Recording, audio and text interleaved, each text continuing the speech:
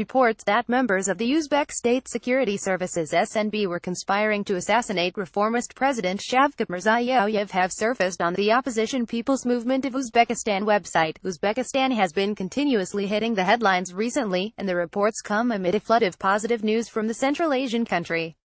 In the last few days, Mirziyoyev has delivered on his promise to lift strict currency controls from the country's national currency and made a historic visit to neighboring Kyrgyzstan, ending the adversarial relationship between the two Central Asian countries forged during the late Islam Karimov's regime in Uzbekistan. Now, however, there are reports of a plot to kill the Uzbek president during his visit to Kyrgyzstan, political analyst Usman Kanazarov claimed on the People's Movement of Uzbekistan website.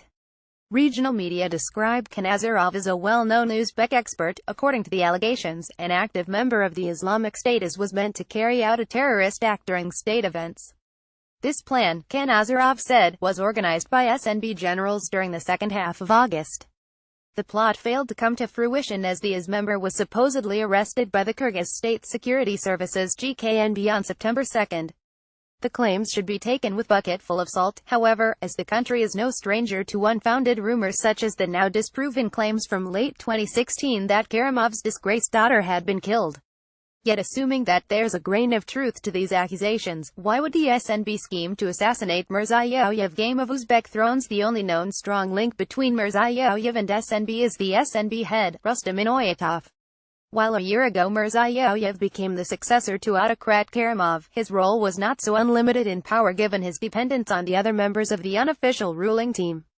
It is thought political infighting has become a problem. Analysts say the situation is akin to the power struggle that ensued following Stalin's death in the USSR between Beria, Malenkov and Khrushchev.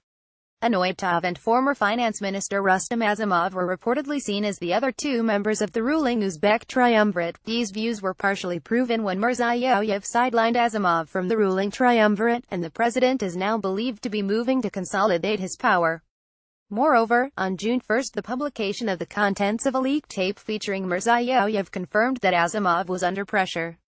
Azimov has been credited as the force behind the initial financial and economic reforms after Karimov's death last September.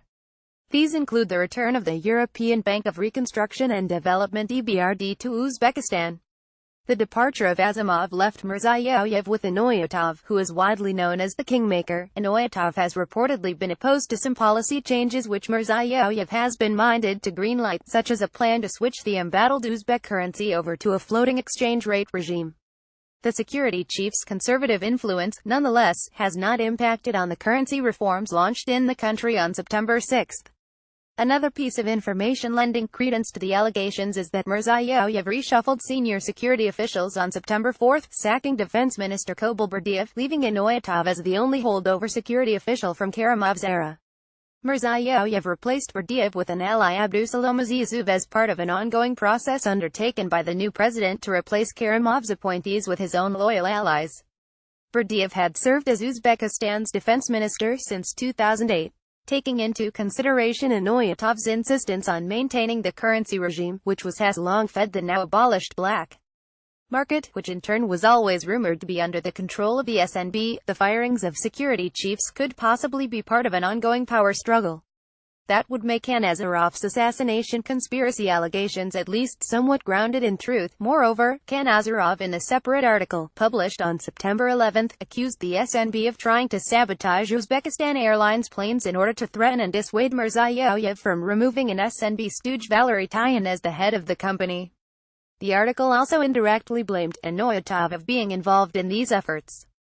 Tyan, according to Kanazarov, worked in favor of Inoyatov's personal interests, turning the airline into a corrupt business that involved itself in smuggling goods illegally from South Korea and back, among other operations.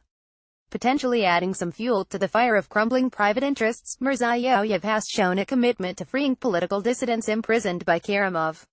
He has also issued laws to protect the interests of small businesses, made some efforts to put an end to the practice of child labor in cotton harvesting, eased the process of renouncing Uzbek citizenship and signed a decree to cancel exit visas for Uzbek citizens in 2018, among other goals. But only time will tell if the kingmaker will also earn the title of kingbreaker or meet the same fate as Azimov.